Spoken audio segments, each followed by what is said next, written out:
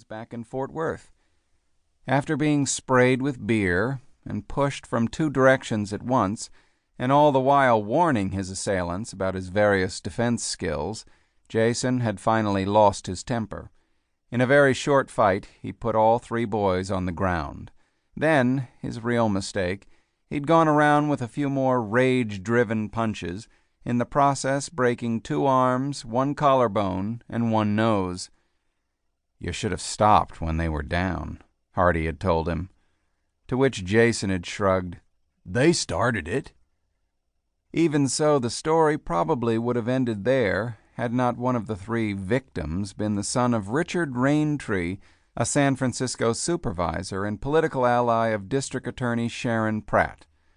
Raintree contended that Jason Trent had overreacted to what amounted only to good-natured hazing, and was himself drunk on beer. Sharon Pratt agreed. She'd ordered Jason arrested and charged. Now Hardy addressed Judge Lee. "Your Honor," he said, "this is my client's first alleged offense. He has no criminal record, not even a parking ticket. He holds a steady job. He's married and has 3 young children. He shouldn't even be here in this courtroom. His alleged victim started this fight, and he was forced to defend himself." Lee allowed a crack in his stern visage, glancing over at the bandaged and splinted victims at the prosecution table. "And did a good job of it, didn't he?" Hardy kept at it. "The point, Your Honor, is that Mr. Trent was pushed to this extreme by 3 punks who were ganging up on him. For all he knew, they were planning to kill him." This woke up the prosecutor, Frank Fisher, who objected to the use of the word punk.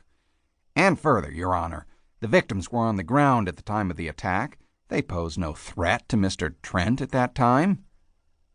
"They are the reason anything happened at all, Your Honor." The odds were that he was whistling in the wind, but Hardy felt he had to go ahead. "Mr. Trent didn't do anything wrong here. He used appropriate force to stop a vicious and unprovoked attack." Hardy noted the vibration at his belt, his silent beeper going off. He glanced down at it, a message from his office. Well, he was almost done here, finally. The judge had heard his little speech and now would set bail and assign a trial date, and then... But Lee, no doubt for reasons of his own, suddenly had a different idea. After he listened to Hardy's argument, he allowed a short silence to reign in his courtroom. Then he looked over at the prosecutor. "Mr. Fisher," he said, "do the people concede that Messrs. Raintree et al. Assaulted the defendant here, Mr. Trent, without provocation of any kind, other than his choice of clothing?" Fisher was a nondescript functionary in his mid-30s. By his reaction, this might have been the very first time that a judge had surprised him, or even spoken to him in the course of a proceeding. Now he stood up slowly, looked down at his notebook, and brought his eyes back up to the judge. "Your Honor, there was an exchange of words and insults. We have witnesses who—" Lee interrupted. "Who hit who first? Did Mr. Raintree and the others start this fight?" Fisher looked over at Hardy. Finally, he had to give it up. "Yes, Your Honor." Hardy thought he saw a momentary glint in the judge's eye, and was suddenly certain he knew what the judge was going to do next.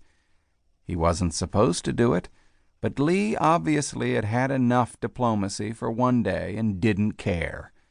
A couple more seconds of thought, then he tapped his gavel and stunned the courtroom with the words, "Case dismissed." Hardy had no time to savor the triumph. He thought he'd just quickly call his office, pick up his message, and then go have a celebratory birthday freedom lunch with his client, Jason Trent. Enjoy a rare midday martini, maybe 2. But the phone message ended all thought of that. It was the call all parents fear. His receptionist, Phyllis, told him that Teresa Wilson from Maryvale needed him to get in touch with her as soon as possible. Maryvale was where his children, Rebecca and Vincent, went to school, and Teresa Wilson was the principal there. It was 1:30, a Thursday afternoon in late October.